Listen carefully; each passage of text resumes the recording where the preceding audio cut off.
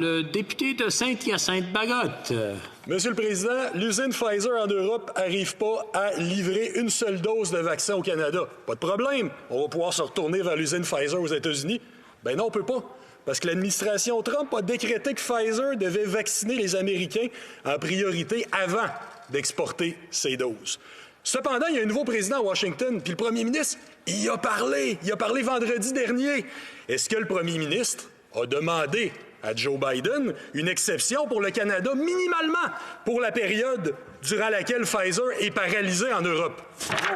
Honorable ministre.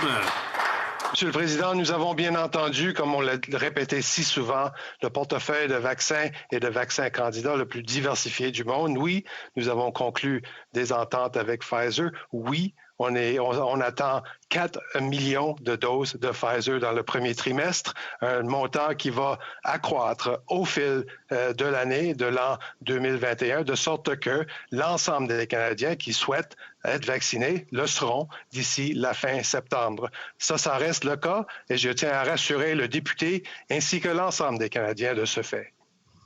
Le député de Saint-Hyacinthe-Bagotte. Monsieur le Président, les États-Unis sont nos meilleurs partenaires commerciaux.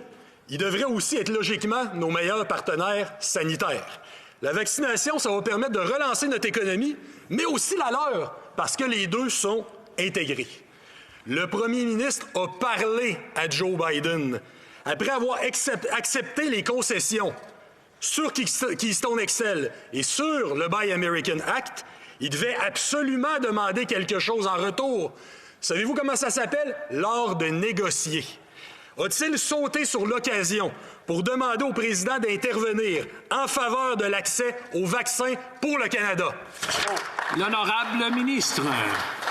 Je partage, Monsieur le Président, évidemment, le sentiment d'urgence que manifeste le député pour vacciner l'ensemble des Canadiens. C'est un sentiment d'urgence que nous partageons comme gouvernement à tous les niveaux, tant au niveau du premier ministre du Canada qui parle à divers niveaux avec des leaders du monde entier et avec les PDG des grandes compagnies pharmaceutiques, que la ministre que je représente aujourd'hui et moi-même. Nous œuvrons à chaque jour, nous faisons notre travail et tous les Canadiens qui souhaitent avoir un vaccin en auront un d'ici la fin septembre s'ils le souhaitent.